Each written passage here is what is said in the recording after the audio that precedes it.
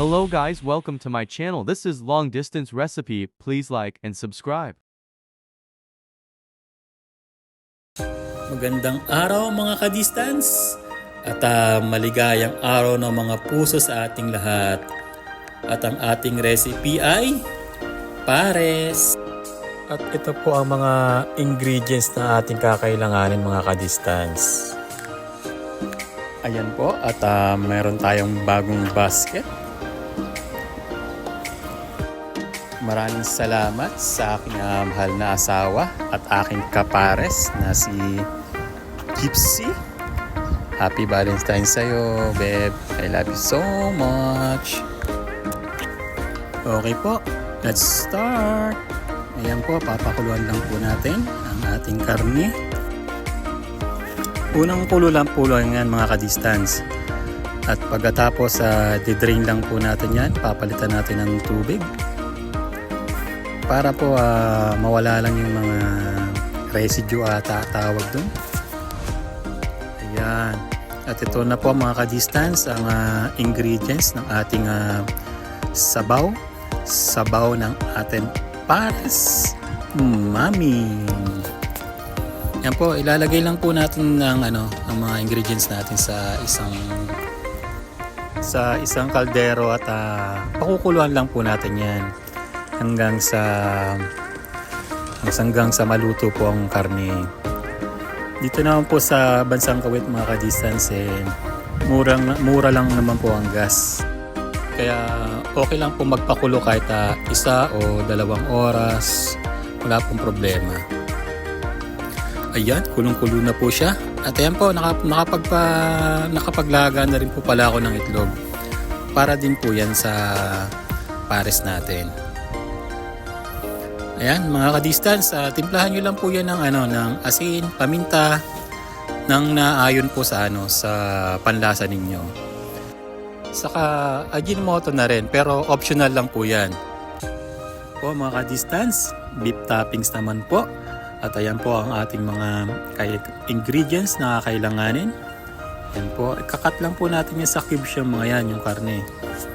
Bali po yung tuwalya, hiniwalay ko lang po ang paglaga doon. At kung gusto nyo rin po ng taba instead of tuwalya, okay lang din po. Ayan po mga ka-distance, gigisahin na po natin. Ayan. At shoutout po muna tayo mga ka-distance. Yan, shoutout po kay Josephine at Marvin. Yan, happy Valentine's po sa inyong dalawa. At kay G, yan, happy Valentine's daw po sabi ni KitKat. Maraming salamat din sa suporta. At kay Pope Karim, kapatid, maraming salamat at happy Valentine's. Sabi ng yung asawa na si Nur. Yan, maraming salamat kapatid sa laging panonood at sa suporta na rin. At kay Pinky ng Avenues, happy Valentine's daw. At sa lahat ng kabayan natin dito sa Kuwait at sa ibang bansa, happy Valentine's po sa inyo mga ka-distance. Maraming salamat sa suporta at syempre sa mga susuporta. Yan, maraming po salamat. At dahil sa araw po ng puso ngayon, magbibigay po ako ulit ng Bible verse na related sa pagmamahal. At saka I'm sure alam naman po natin lahat tong Bible verse na to. John 3 verse 16. Pero Tagalog po siya babasahin. Yan po. Sapagkat gayon na lamang ang pagmamahal ng Diyos sa sangkatauhan, kaya't ibinigay niya ang kanyang kaisa-isang anak upang ang sinumang sumampalataya sa Kanya ay hindi mapapahamak kung hindi pagkakaroon ng buhay na walang hanggan. Yan. At we love because He first loved us. 1 John 4 verse 19. Yan po mga ka-distance.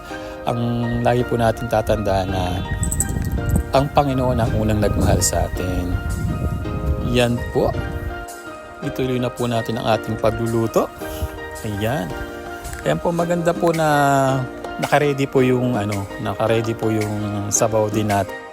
Para diyan na lang po tayo kukuha ng isasabaw natin para may lasa na po siya.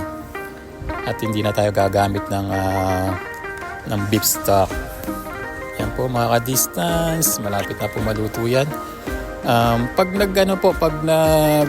Pag lumasa na yung star anise saka yung brown sugar, pag nag-combine na yung lasa nilang dalawa, ayan, pwede na po yan.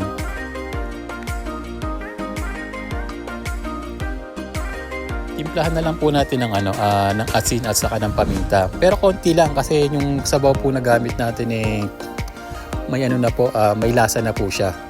Yan. Saka pinaka huling touch ko po lagi talaga diyan oyster sauce po mga ka-distance. Ayan po yung nagpapalasa po talaga sa ating karne. Ayan po mga ka-distance. At mga ka-distance, lagyan lang po pala natin to ng corn flour na na-dissolve po sa water. Ayun po yung pampalapot po natin. Nakalimutan ko po siyang videohan mga ka-distance. Ayan po. Ayan. Patuloy lang po natin siyang pakuluan para ma-absorb po ng karne yung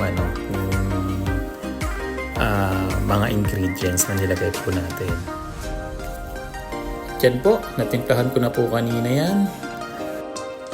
At maglalagay lang ulit tayo ng huling touch ng same po, oyster sauce. Ayan po mga distance. At okay na po yan.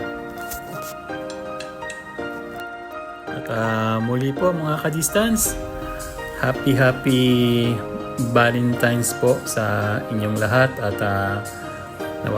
nawa po ay lagi kayong gabayan at pagpalain ng Panginoon, lalo na po yung mga nasa abroad po at walang kasama. Ang inyong pangunguli lang nga po ay maibsan po ng Panginoon ng saya na nagmumula sa Kanya. Yan, okay na po daw yung sabaw at okay na rin po yung toppings natin mga ka-distance. Siyempre, platings na po tayo mga ka-distance.